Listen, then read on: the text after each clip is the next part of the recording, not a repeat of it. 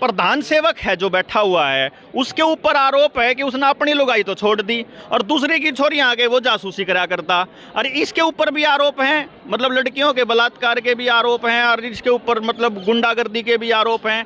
तो मतलब अमित शाह की और नरेंद्र मोदी की ऐसी कौन सी रग है इस पर यू केस अप्लाई करा करता कि भाई यू इसने यार मतलब इसके खिलाफ कार्रवाई नहीं कर सकते। कल का फरमान है, कल पार्लियामेंट में, यूके की पार्लियामेंट में, लंदन की पार्लियामेंट में एक पार्लियामेंट के मेंबर ने बोला है एमपी ने कि हम पेंडेमिक ट्रीटी साइन करने जा रहे हैं।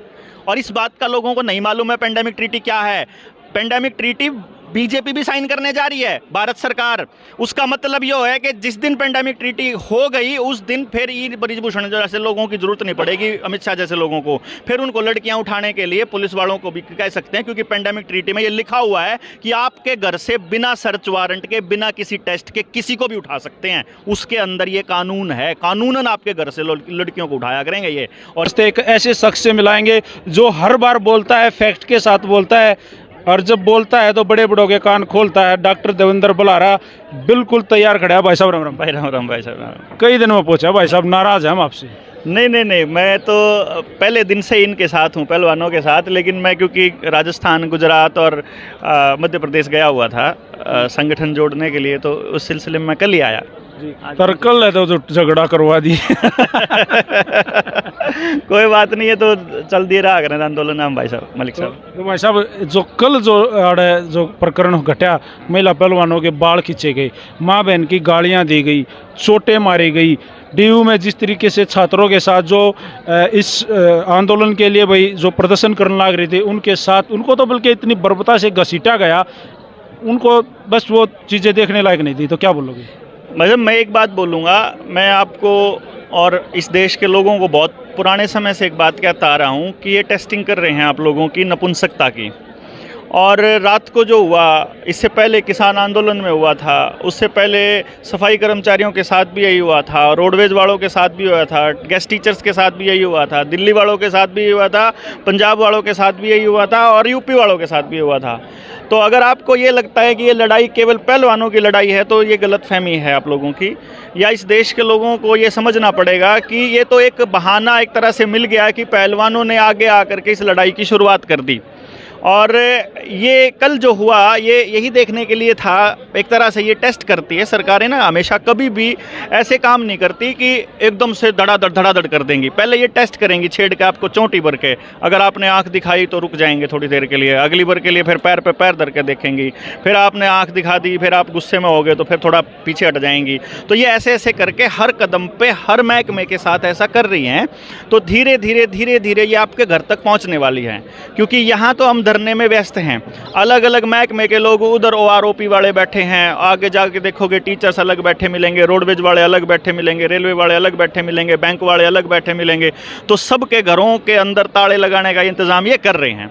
अब सब अलग अलग अपनी अपनी लड़ाई लड़न लग रहे हैं और ये टेस्टिंग करते आ रहे हैं कि ये इकट्ठे होंगे कि नहीं होंगे। इनको जात के नाम पे अलग किया जाए, इनको पार्टी के नाम पे अलग किया जाए, इनको राजनीति के नाम पे किया जाए, धर्म के नाम पे किया जाए, मुद्दों के नाम पे किया जाए, या कैसे किया जाए, उसकी प्लानिंग ऑलरेडी करके रखते हैं ये लोग। फिर डॉक्टर साहब यह बात कहना चाहो, वो तो इस धरने का भी फायदा उठाओगे? ये धरना, मैं तो ये समझता हूँ कि ये धरना जब तक बीजेपी के फायदे में रहेगा, सरकार के फायदे में रहेगा, तब तक ही धरना है। वरना आप एक बात सोचो, दिमाग का अंदाजा लगाओ आप कि 13 महीने तक किसान दिल्ली के चारों तरफ बैठे रहे, लाखों की संख्या में बैठे रहे। जब लाखों लोगों के धरने में भी 13 महीने इन लोगों ने लगा दिए, तो आपको क्या लगता है कि ये धरने जो हैं ये सरकार के कानों पे जूं रेंगेगी? मतलब ही नहीं है भाई साहब। और जो ये गुंडा है जिसके खिलाफ लड़ रहे हैं, नाम तो मैं क्यों लूँ सही जगह, मैं ये बताऊं, इसके 50-60 कॉलेज हैं, यूनिवर्सिटी के मालिक है यो।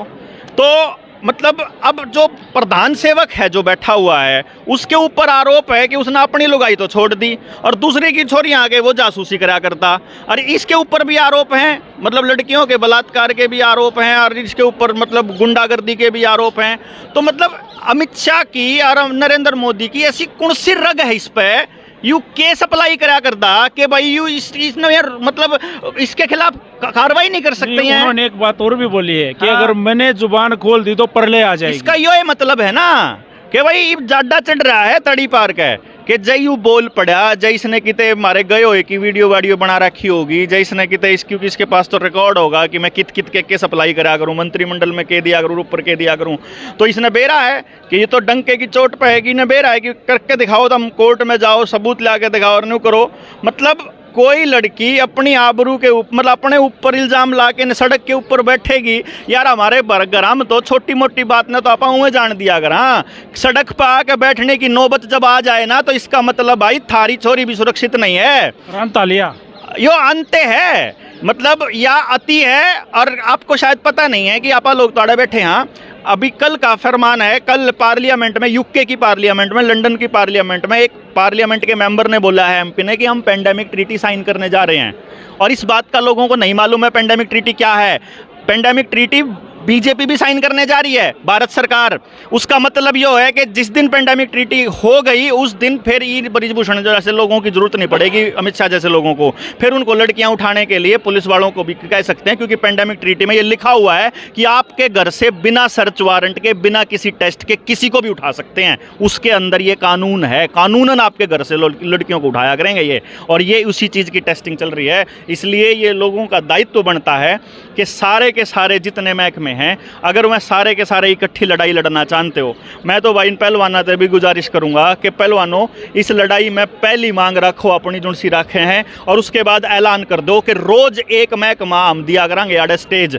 भाई आज रोडवेज वाला का दिन दे दिया, रोडवेज वाले आकर अपनी बात कह लो। आज भाई रेलवे वाला तो दे दिया, आज बैंक वाला दे दिया। मतलब यो है कि जितने देश के धरने चल रहे हैं, जितने दुनिया के, वह सारे एक जगह आप इकट्ठे हो जाओ।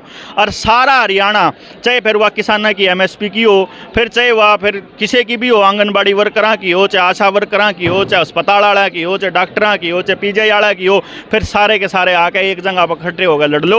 और जब नहीं लड़े तो फिर भाई आपस में लड़ के मरोगे भाई, इतना तो क्लियर है।